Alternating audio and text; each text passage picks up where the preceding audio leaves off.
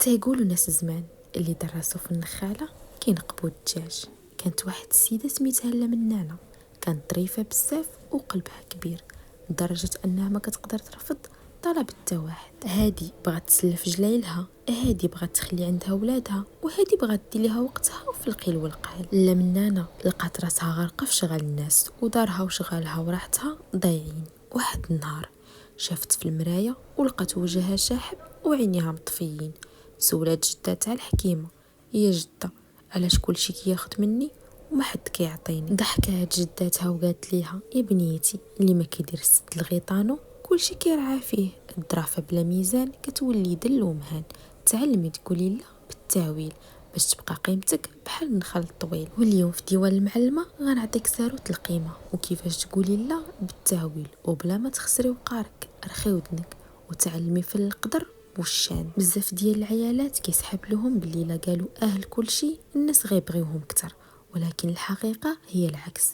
اللي كتقول وهي كارهة كتولي حد قصير، كل شيء كينقص فوقه. الناس حبيبتي كيقدروا المرأة اللي عندها الكلمة وعندها حدود، اللي كتقدر وقتها وصحتها. كل شيء كيولي يضرب ليها ألف حساب. سمعي مني ودير هاد القواعد بين عينك. القاعدة الأولى: لا بابتسامة ورزانة. ماشي لازم تكوني قبيحة باش ترفضي. تعلمي تقولي بغيت نساعدك ولكن الوقت ما كيسمحش ليا دابا. هاد الموزونة احسن من نعم اللي موراها ندم وصداع الراس. المراه الرزينه هي اللي كتعرف تعتذر بلا ما تبرر بزاف. القاعده الثانيه: راحتك هي الاولى. الا كنتي عيانه او عندك شغلك راه حقك تقولي لا. تعلمي تعطي لراسك القيمه والناس غيتبعوك.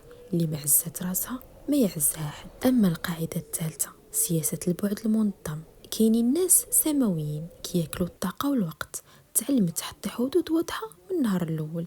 اللي كيعرف مقامك غيحترم ظروفك، واللي تقلق من لا ديالك راه اصلا ما كان كيبغي لك الخير، كان كيبغي غير مصلحته. وديريها حلقه في ودنيك باللي قيمتك في يديك، والحدود اللي كترسميها هي اللي كتحمي هيبتك. وخدي مني هاد الحكمه: ميزان الدرا زين، واللي ميزان سر القدر، واللي باع وقته ضاع في الحفر.